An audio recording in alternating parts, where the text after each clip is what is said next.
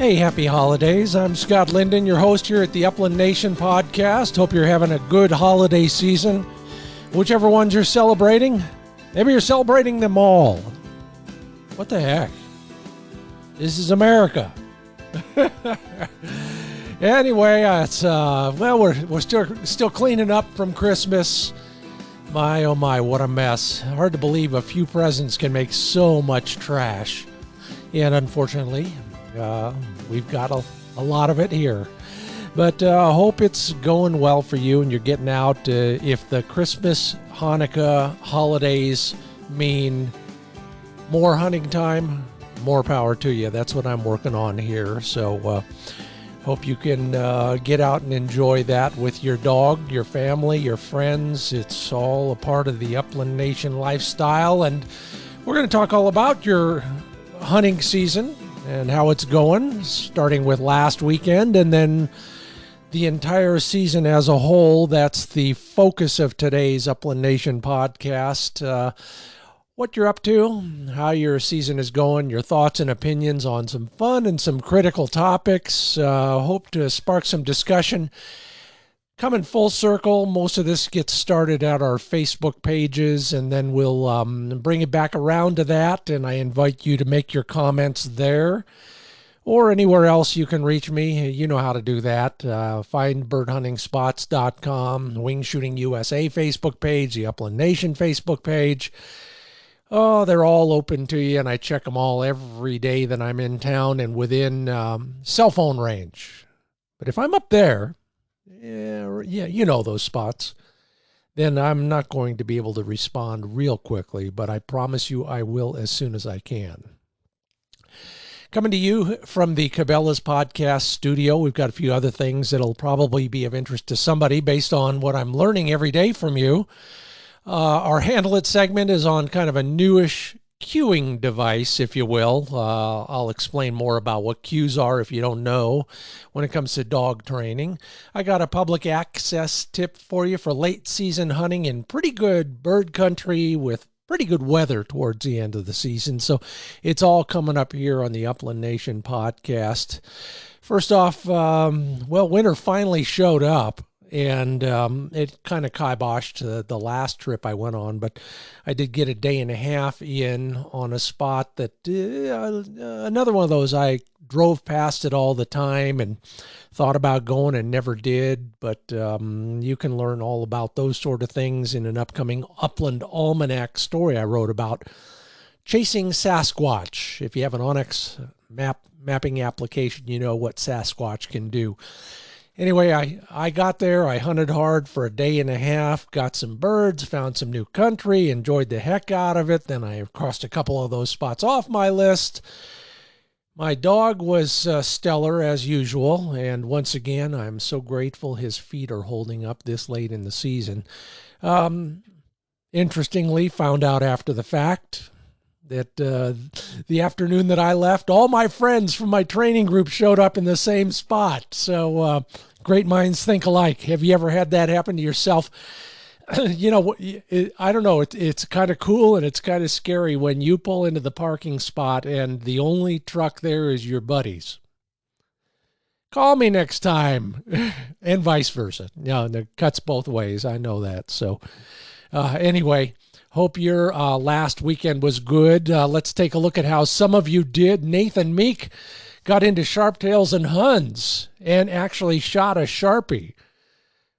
This time of year? Where the heck are you, Nathan? I want to know. I've made a study of that. In fact, I'm going to talk about sharptails coming up on another podcast after that 3 or 4 years of study.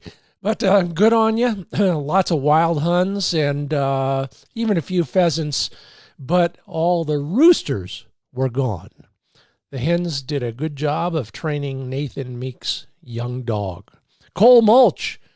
There aren't many better ways to spend a day than walking behind your pup. Looks like a well-mannered short hair there, Cole. And after my weekend, I'm grateful to see snow-free ground.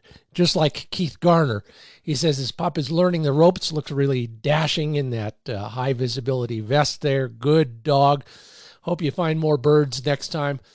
My old buddy Sean Couch, hope you're doing well out there, and Merry Christmas to you. He took the girls out into country. I know, in fact, I think I know where that photo was taken, Sean.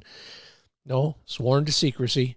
Found an elusive Oregon rooster, probably on public ground, but from the looks of it, and a beautiful day. Aren't they all? I mean, that's why we go, isn't it? Matt Templeton wants us all to know it's not a myth. Labs dew point, and I'm looking at his right there. Yeah, it's pretty good. Even got the right front foot up in the air. Looks as good as a lot of those continental dogs do when they're on a point. So good for you, Matt. Linda Syke took Doc and one of his pups out on some quail hunting. Both dogs did great. That looks like a set from Star Trek, those big rocks out there. I grew up in L.A. and we used to camp as Boy Scouts. We used to camp in a place that's where they did shoot a lot of that stuff. And before that, it was Hopalong Cassidy, and it was every Western movie you've ever seen called Vasquez Rocks. And it looks like you were out in that same kind of country, Linda, but I doubt if you were there because that's in L.A. County. And, well, you know how they feel about shooting stuff down there. Georgi Semenov, lots of walking, not very many birds. Hey, man, it's not all about the birds, but it does help to have a few once in a while. Had that discussion with a good buddy a couple nights ago over a Blanton's. It's probably the best bourbon I've had in quite a while. Blanton's, Blantons. And thank you, Ben, for providing that. Yeah, you got to find birds. You got to think there are birds there, if nothing else. And hopefully once in a while you do get one, because that's how we learn to become bird hunters. I had another great discussion with a music school buddy about that whole psychology. Intermittent positive reinforcement seems to work better than constant positive or constant negative, so they say. And he would know more about that than me. And that's how we hopefully train our dogs once in a while. That's how our dogs learn the bad habits, I think, is what I read once. So keep that in mind. And Georgi, just remember that it is always a new day in the morning, and you can find a lot more birds somewhere, somehow, someday. Good luck to you. So that's how the weekend looked for a lot of people out there, and that's a good thing. So I am happy for all of you.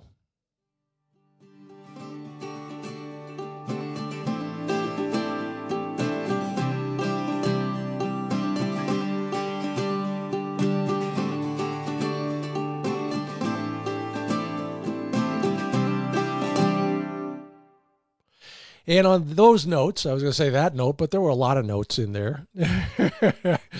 And most of them pretty good, actually. So anyway, thought I'd remind you that the Upland Nation podcast, I'm Scott Linden, by the way, the host. The Upland Nation podcast is brought to you in part by Sage and Breaker gun care products crafted at the highest caliber, sageandbreaker.com. Welcoming them back for their second year of sponsorship. Thank you, Fred Bohm, for your support. And I thank you all for making that happen, because you support Fred, which supports me.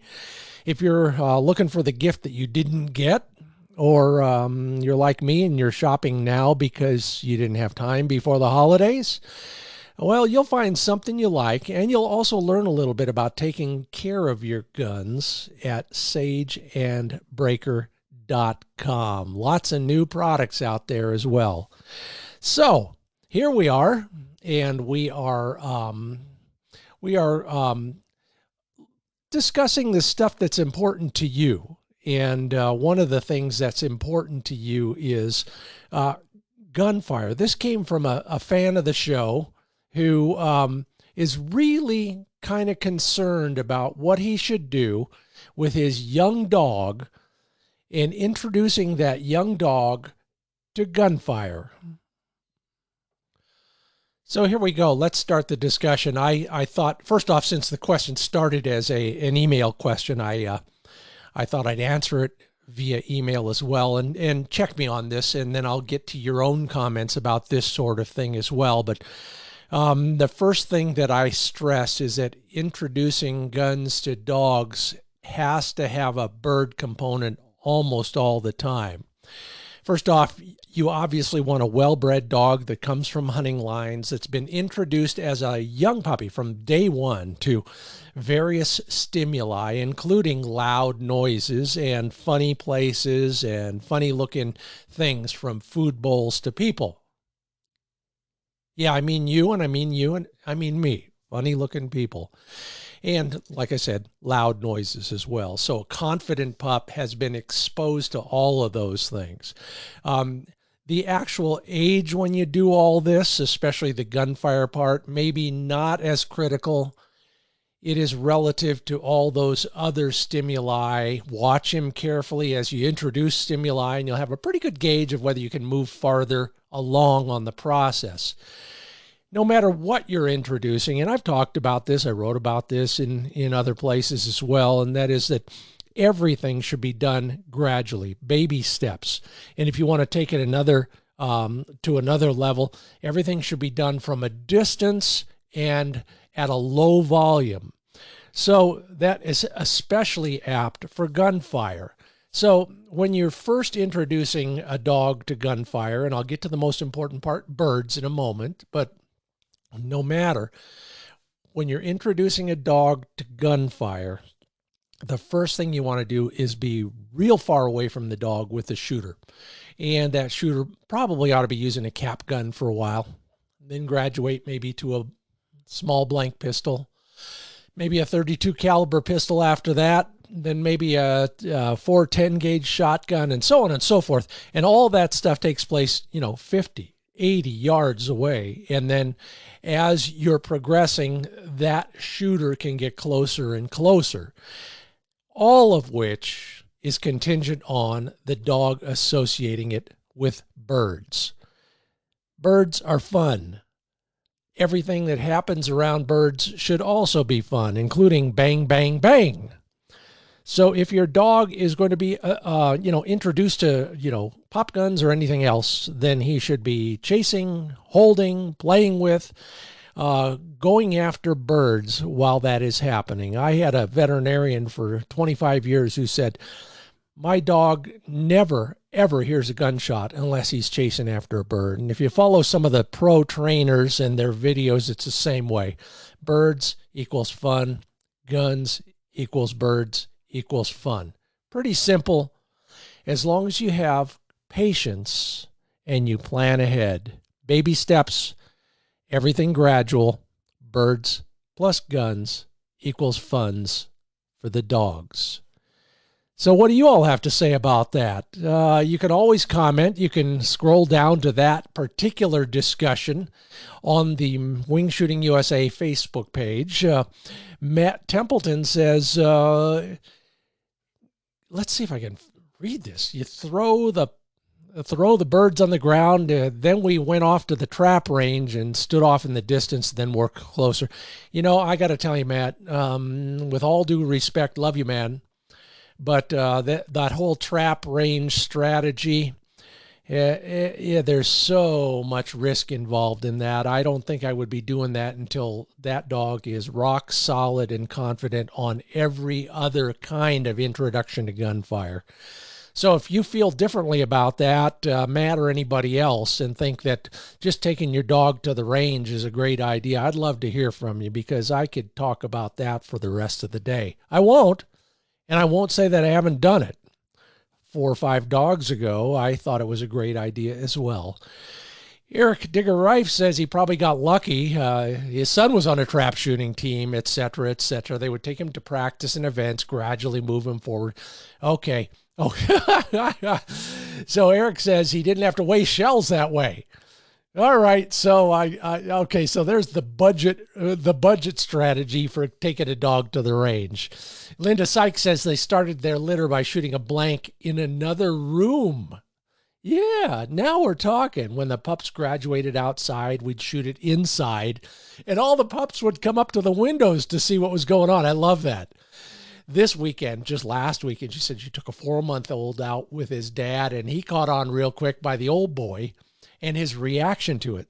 Same idea, it's having fun. I get it. That is exactly the way to do it. Got to be fun. That's why a lot of people will associate banging pans with, for example, with feeding, or other loud noises with a dog that's eating, a puppy especially.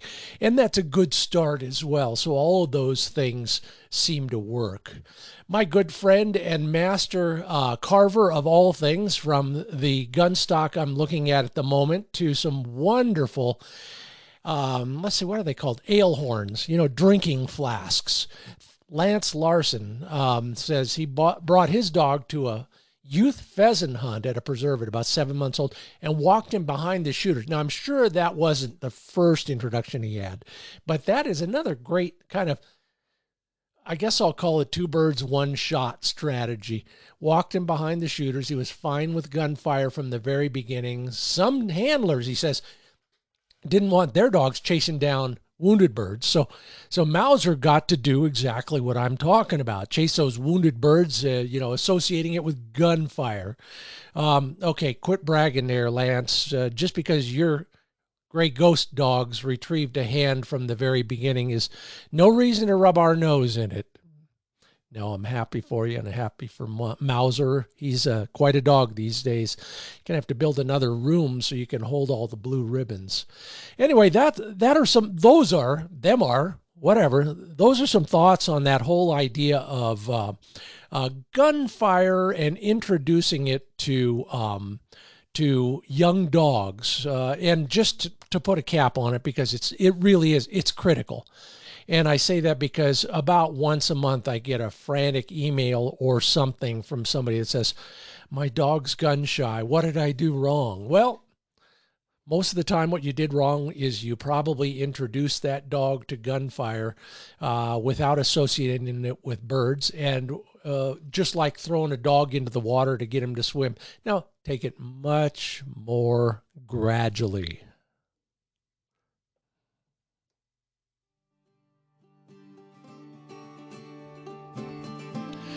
It's the Upland Nation podcast. I'm Scott Linden, your host. So glad you could be with me during this holiday season. I wish you all the best, and I want to thank you all for the kind Christmas wishes. I hope 2021 is, well, how can it get any worse? We've all made the best of it, and we're lucky that we do things that allow us to socially distance as a matter of course. But 2021 has got to be better, and I wish you the best during what will hopefully be a better year.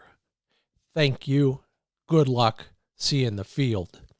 Speaking of that kind of crap, I asked on the Facebook page recently, how has COVID-19 I guess I'll call it, affected your season, your hunting season? And the number of responses was unbelievable. I can't hit them all, or we'll be talking until tomorrow night, but I will bring up some of these things, hopefully as inspiration for you, and also to remember that, while we may have it tough, there are a lot of other people out there who have it way tougher than we do. Matthew Baldwin says it hasn't affected him at all. He can hunt everything I want within the great state of Wyoming. Yeah, man. That's why so many gun-oriented companies and individuals are moving there, Matthew, and I don't blame them.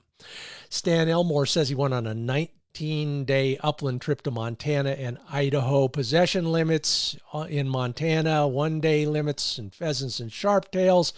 First valley quail in Idaho. Okay, we get the idea, Stan. Good job and congratulations. Oh, look at that.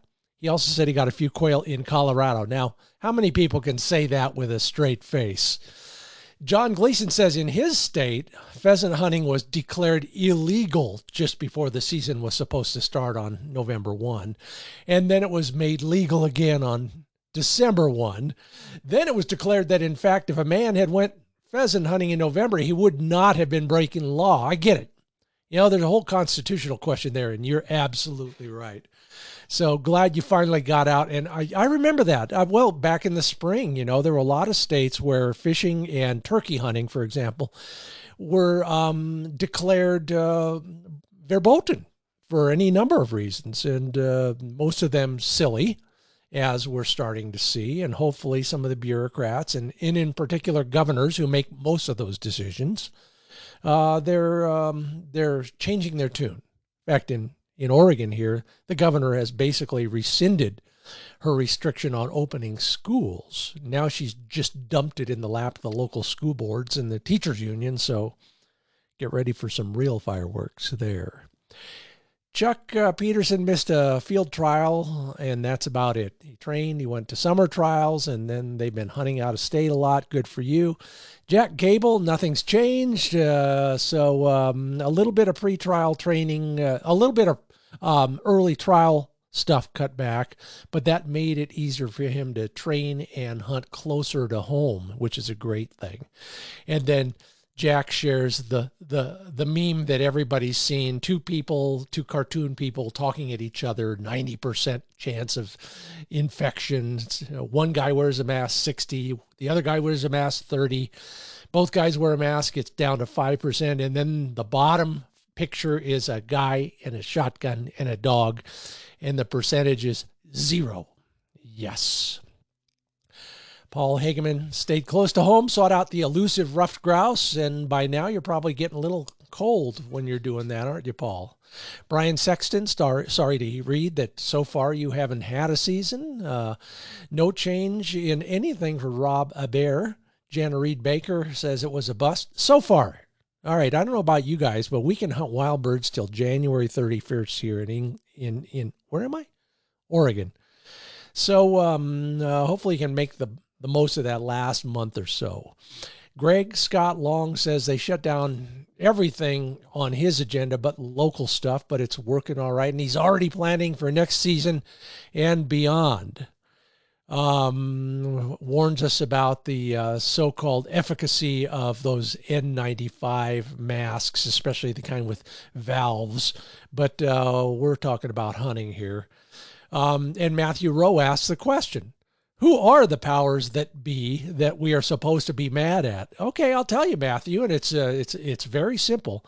Most of these restrictions are due to a governor's executive order or directive of some sort. They can do that, yes, with the stroke of a pen for a limited amount of time in most states, and that's why they have to keep renewing it. They are fundamentally dictators to a great degree for 30 or 60 days in most states. So that's how it happens in most cases, and then a lot of people will fall in line behind them. For example, we're looking at a trip to California, of all places, and in the People's Republic of California, the county and the regional parks are all closed because the governor closed the state parks.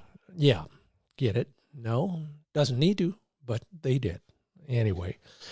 Terry McElray had a South Dakota hunt canceled. There's a lot of lodges I know of, my friends in the lodge business, who are seeing a lot of people afraid to get on an airplane and travel to their booked lodge hunting excursion. So that's been pretty rough for a lot of them who depend on out-of-state traffic.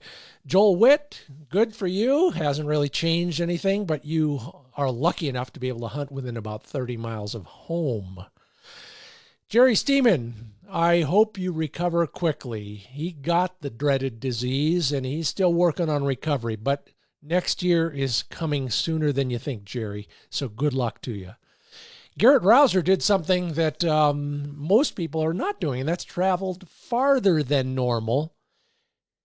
And amen, Garrett, for the right reasons. It's more important than ever to support the people and the industries you care about. I've said this in the past, and I'll probably say it a million more times. In many states and in many cities, if you will, many wide spots in the road, small towns and everything else, hunting is economic development. If hunters don't show up in the fall, a lot of those businesses will not survive. And yeah, it's tough in everybody's community, and we're doing our best, and I'm sure you are too, to support your local restaurants, your local retailers.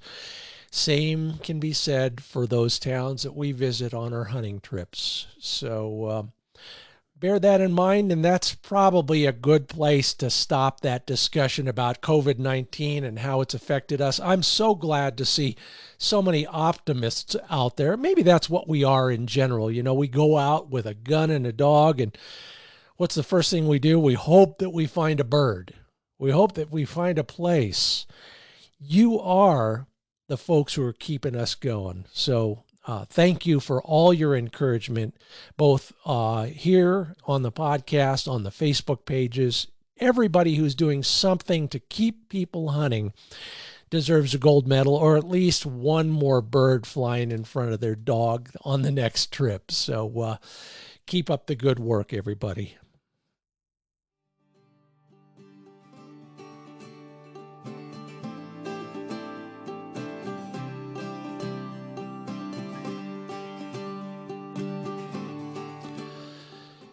And the Upland Nation podcast is brought to you by Dr. Tim's Performance Dog Food. I am so happy. I alluded to Flick's pads, and someday we'll talk more about that, but also his incredible stamina. And Dr. Tim Hunt, who knows of these things because he competes in the sled dog racing world, and he's also a veterinarian practicing every day. Someday he'll get it right. No, just kidding, Tim. Thank you for your support. But Dr. Tim looks at this stuff from both what I'll call a consumer basis and then also from a veterinary basis. And what is the number one, the best protein for a dog? Eggs. Look at your dog food bag and see where eggs end up on that ingredient list. The higher up on the list, the more eggs there are in that dog food. They're the most balanced source of protein available. And by the way, you know how I love fat for dog food as well. There's a lot of fat in that egg yolk. Sometimes I'll just put egg yolks in a little squirt bottle for my dog Flick. They're the most balanced source of protein available. Hands down, they're the benchmark against which all other protein sources are measured. Check your dog food, see if there are eggs in the ingredient list, and see how much protein that dog food is actually providing to your guy. It's critical on a daily basis, but also on a season-long basis. So look for eggs and look for protein levels.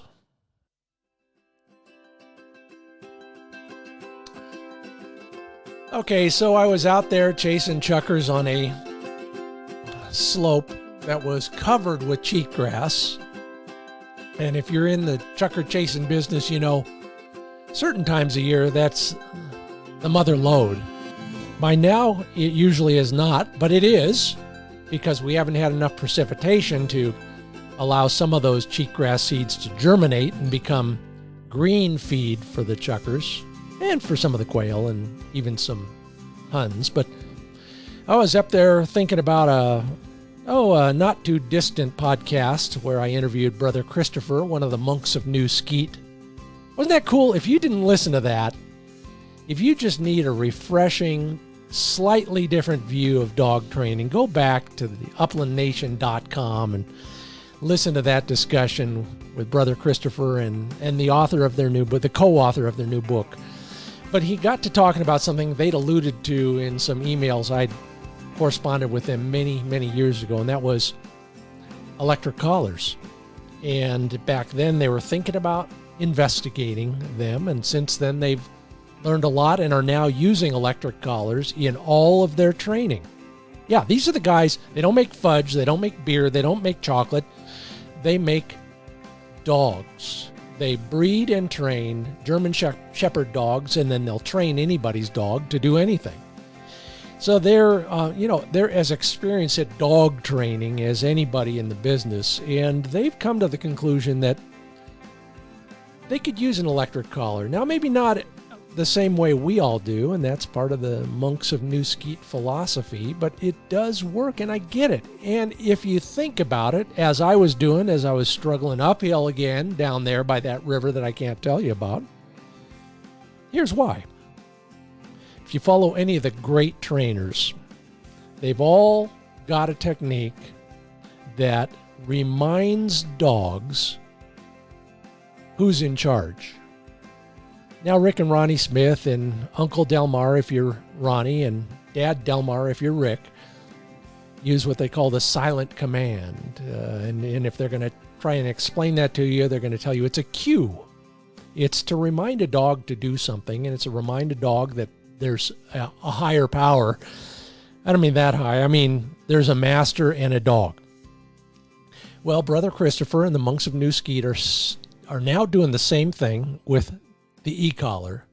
They're not using it as a shock or punishment. They're not doing what some people would call aversion training.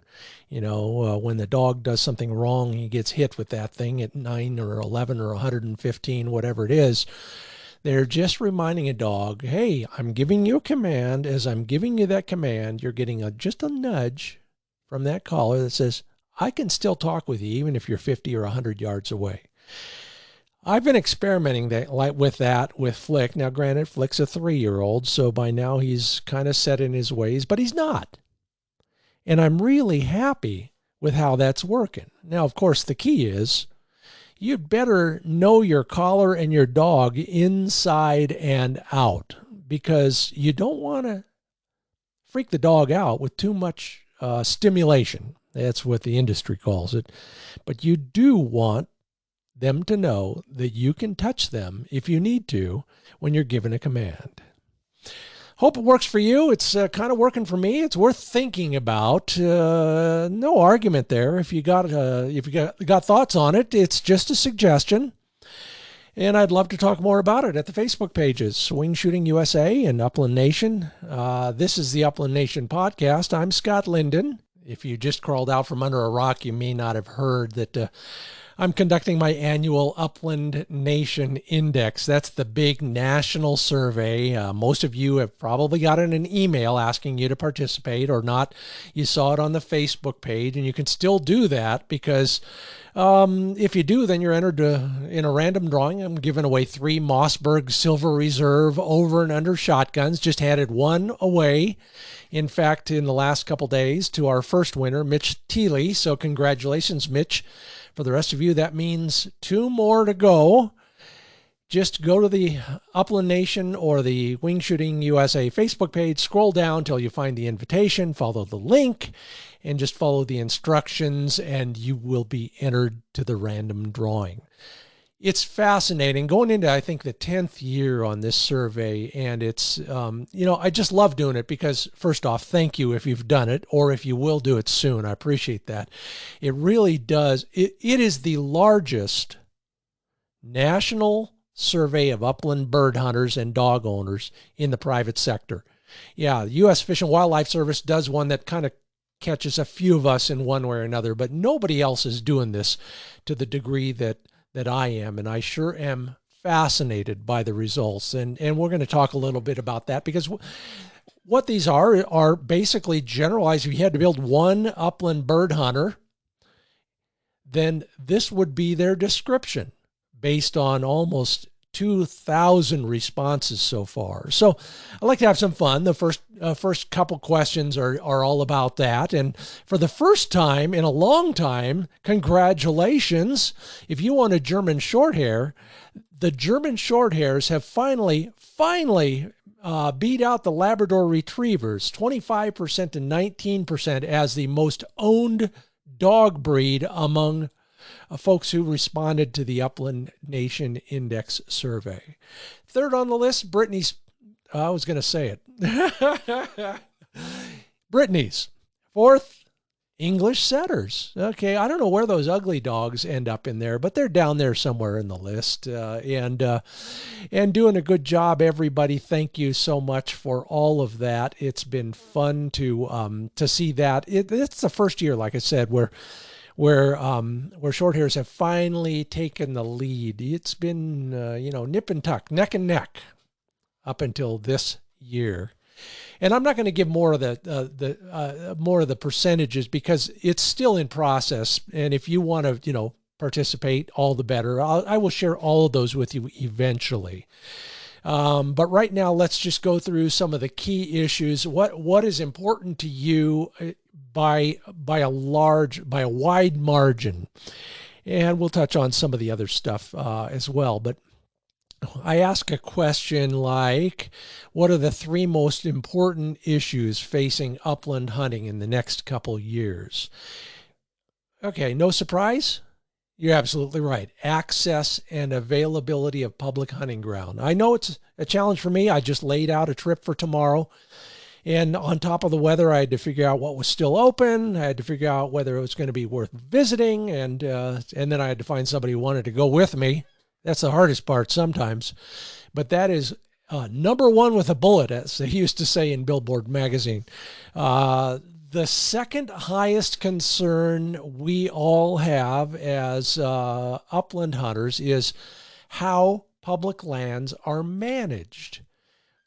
Or should I say mismanaged? And we've all been there, you know, whether it's walking ground that's being managed for us that is owned by somebody else, or, you know, those public hunting areas, whether they're waterfowl production areas or anything else.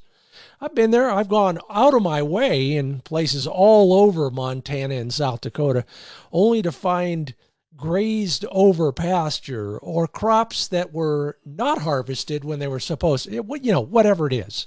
Some of that we can help. Other things we can't, but we can certainly keep an eye on the bureaucrats who manage that stuff and make them know that's important to us.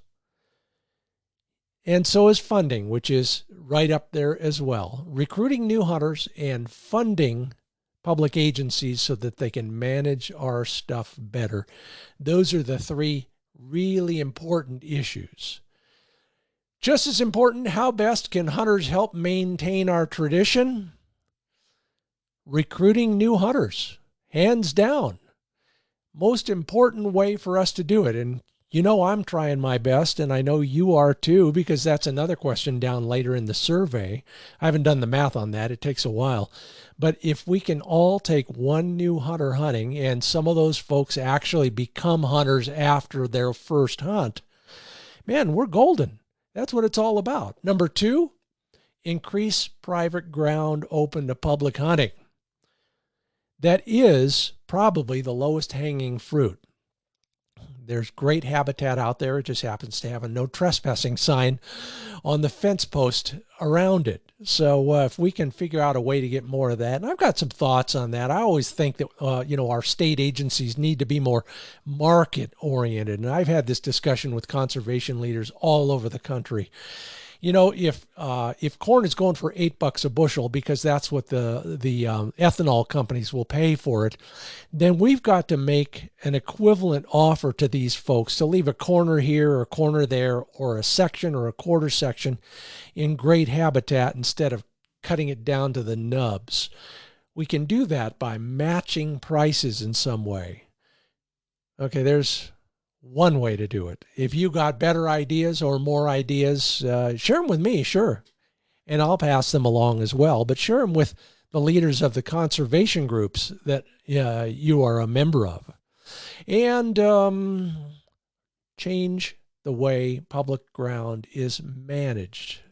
Restructure priorities, change methods and strategies. That's the third most important way you tell us that we will perpetuate this great tradition. Those are all great ways to do it, and I applaud you all for taking part in this. I do share it with all the folks who count, and then I share it with everybody else as well because I'm just that kind of guy. And so if you haven't taken it yet, scroll down on the Facebook pages and find the link, and then do take it. And like I said, if you're lucky, maybe you'll win one of the two remaining Mossberg over and under shot. They're great guns, by the way. I love them. 12 gauge, over and under, silver reserve. Good luck. All right, so I ask another question. This is for the first time, and I'm fascinated by how it's coming together. And luckily, in many ways, it's what we talk about every day anyhow, here in my instructional videos, even on the Wing Shooting USA TV show. What topics would you like to learn more about? Please, if you take the survey, make sure you answer this. Some of the questions are optional, but this one I think I've required, so you will have to answer it. What's on the top of the list? Yeah, you're right. Dog training. Yeah, if you want to learn more about dog training, well, stay in touch. Working more and more on that every day. Soon, you'll see some more videos. In the meanwhile, there's lots of great stuff on dog training, a whole section at finebirdhuntingspots.com. Thanks in large part to happyjackinc.com, my good friends Manning and Joe Exum at happyjackinc.com. They're sponsoring a lot of that stuff, luckily, because it does cost money. But anyway, dog training, number 1 on your list of things to learn. Number 2, how to find more new places to hunt. Same thing. You know where to go for that. And 3rd on the list, and this is, this is high on my list as well, shooting skills, becoming a better shooter. I'm studying once again, going back to the instinctive style with the instinctive instructor that taught me how to begin that way many, many years ago. Congratulations, Buzz Fawcett. It looks like you and I share a publisher. Found your book, and I'm glad for it. It was fun to be in on the very beginning of that. Shooting skills, number 2. All right. Number 3, I'm sorry. Dog training first, finding more places to hunt. Number 2, shooting skills, number 3. And just for giggles, the fourth most important thing you want to learn more about is how to do something in the world of conservation. I'll be working on some of that as well, but there are some great organizations already doing that out there right now. And if you don't know what they are, just Google Upland bird conservation groups, but you know what they are. Pheasants Forever, Quail Forever, the Ruffed Grouse Society, the American Woodcock Society. Let's see. In Oregon, not in Oregon, in Idaho, Utah, and Nevada, there's a Chucker Foundation. There are quail and upland wildlife federations here and there in the other places. There's some other bobwhite groups. So reach out, and if you do nothing else for conservation, send them a check for your dues. As a member, you are supporting them as directly as you can. So there's one way to do it. Simple, easy, and it's tax deductible. All right. So, this is a no-brainer, but it is fascinating to see that other bird species are moving up the list right now. I ask the question every year, and so far about 1,950 of you have answered it. What bird species do you hunt the most? Yeah, you're right. It's all about pheasants. I don't care what the roughy guys say. They are the king of game birds. 40% of you say that is your favorite bird to hunt. Interestingly, the number of folks who put quail of all sorts at the top of their list has grown from about 14% to about 22% this year. So people are looking at alternatives, maybe because they're staying closer to home, and maybe because the birds in large part are becoming more and more available. The populations have been good the last few years, and the pheasant populations have been, depending on where you are, could be really weird. And then ruffed grouse. Yeah, 3rd favorite bird is ruffed grouse. 13% of you say that is your passion. So good on you. And that's one of those kind of birds that, I wish I could hunt them more often. We just don't have a lot out here in Oregon. We can go far west and find some. But, yeah, for us, it's a massive trip. And it's maybe not my cup of tea. I like the wide open spaces. I'm a desert rat. I was born 100 years too late, or I'd be out there prospecting for gold with a mule in the Mojave Desert where I could see to the horizon.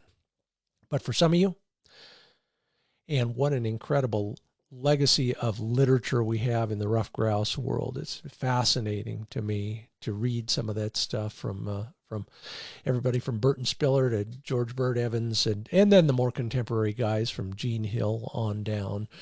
Great stuff. If you haven't sought out some of that literature, now's a good time to do it. So there's my gift to you for late Christmas or early New Year's. Okay, you're listening to the Upland Nation podcast. I'm Scott Linden, your host. We're going through the Upland Nation Index, which is my annual survey of you guys and gals. But that's another question, and about 94% of you are male. May as well just get that off my chest and off the survey as well. Just happens to be who responds and who actually participates. Probably about accurate there. But some other fascinating things I ask, and we all have something else we got to do when we're not bird hunting. So I asked you, when you're not hunting, what activities are a priority for you? And I'm not surprised. Number one on the list, 57% of you say, if I'm not hunting with my dog, I'm training my dog. And after that, logical enough, 32% say they're practicing their shooting. They're going to the range, skeet, trap, 5-stand, sporting, who knows what else. Number 3 on the list, fishing. And then number 4, we're all doing a good job of trying to stay in shape. That is a priority around here, and it's a priority with a lot of you. The more active a hunter you are, probably the more active an athlete you are. We're getting older, no denying it. It shows in the demographic information that I ask you to share with me in the Upland Nation Index. When I ask you what your age range is, most of us are over 35. Logical. But if we go deeper into it, 29% of us are 55 to 64. 21% of us are 45 to 54, and then it falls down after that. The smallest percentage, 19 to 25-year-olds. For a lot of reasons. I've got my own thoughts on that, and I've shared them with all sorts of folks over the years. You need a certain stability in your life, if you will. You also need a certain amount of money. Not cheap to be an upland bird hunter. So those things, they do happen early on, especially if you've come from a hunting family, because dad gave you a shotgun and you probably have a dog in the family and somebody to go with who will take you hunting. But if you don't, it's going to be a while. Please don't use the term, I'm going to get it out of my system once and that's enough. Adult onset hunters. Hey, most of us are these days. I was. You were okay. You were lucky. You had a dad or a mom or somebody, an uncle or a grandpa who would take you. But the rest of us, to a great degree, we got serious about the game after we were big boys, after we became grown-ups. And it shows in the demographics and also in some of the other areas, especially income levels, for example. Speaking of income, what are you going to buy? Whether you were naughty or nice on whichever list it was, whether you got a lump of coal in your stocking or not last week, what are the high items on your priority list? More clothes. Yeah, I get it. Most of us, the vast majority, are going to be buying some more clothing. But what about the other things? And hard goods, for example. Next on the list, boots. Yeah, hopefully we're wearing those out on a regular basis, and 62% of us are going to buy a new pair this year. Same for a shotgun. Maybe if I keep buying enough of them, the right one will make me shoot better. Well, that's maybe everybody's goal. 57% of us are buying a new one. Hunting vest. Yeah, a lot of people.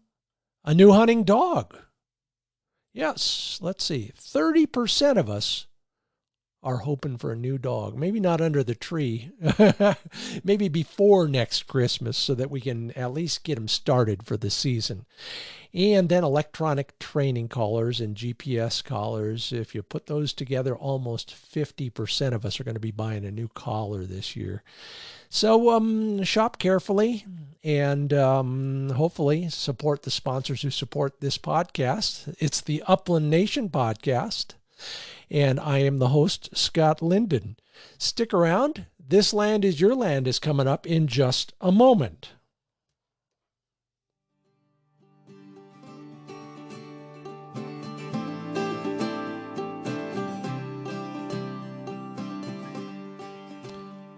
But first, a word from our sponsor, Gunner.com. You know them for their great dog crates, kennels, whatever you want to call them, dog boxes. I got mine in the back of my Dodge Ram pickup, and Flick loves it. I use it for all sorts of things. It's the safest dog kennel on the market. If you don't believe me, go to the website, gunner.com. Take a look at the thousands of testimonials, take a look at some of the pictures and the videos, and then look at the ratings. The organizations that know about this stuff have rated dog crates, and Gunner comes out on top every time. If you didn't get everything you wanted and you need a new hoodie, like the one I'm wearing, or a hat, a Boonie hat in particular, hey, by the way, Addison, feel free to send me a Boonie hat in about size triple large. That's all the hair I have. It's not because I have a big head. They got all sorts of great stuff in their Gunner gear page, T-shirts and other things as well. So if you're a loyal Gunner customer or you're an aspirational Gunner customer, hoping for one, maybe under your tree next year, check it all out at gunner.com.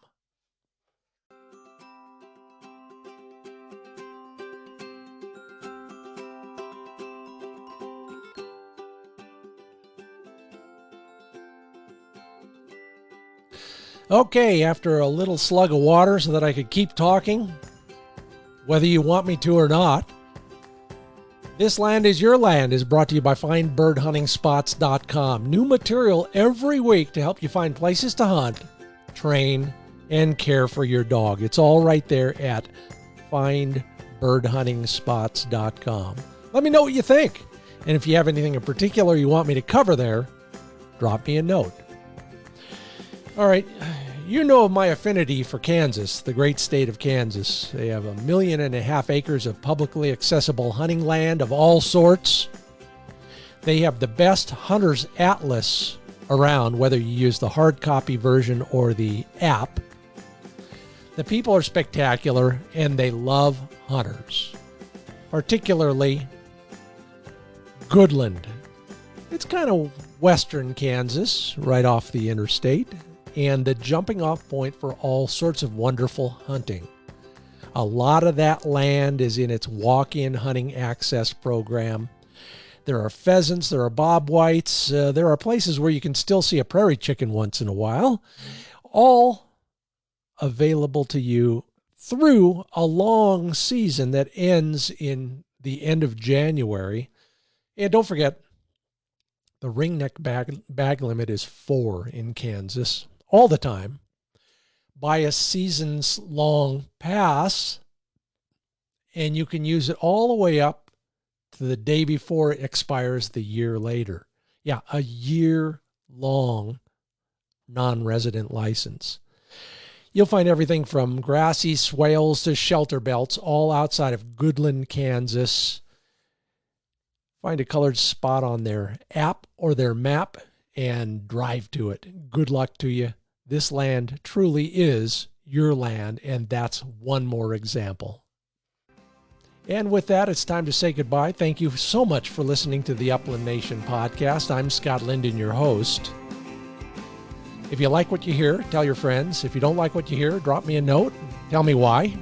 Glad to discuss it with you. Check the Wing Shooting USA and the Upland Nation Facebook pages for more.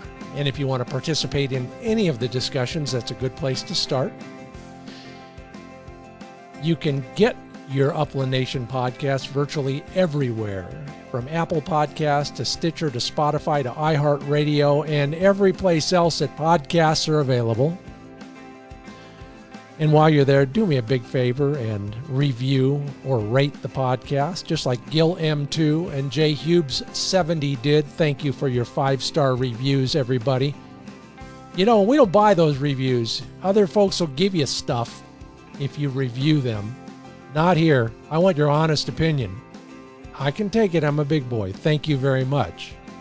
Our quote this week from the aptly named George Bird Evans. He says, "I think we're drawn to dogs because they're the uninhibited creatures we might be if we weren't certain we knew better." Yeah, I agree. So glad you could join me. Thanks for listening.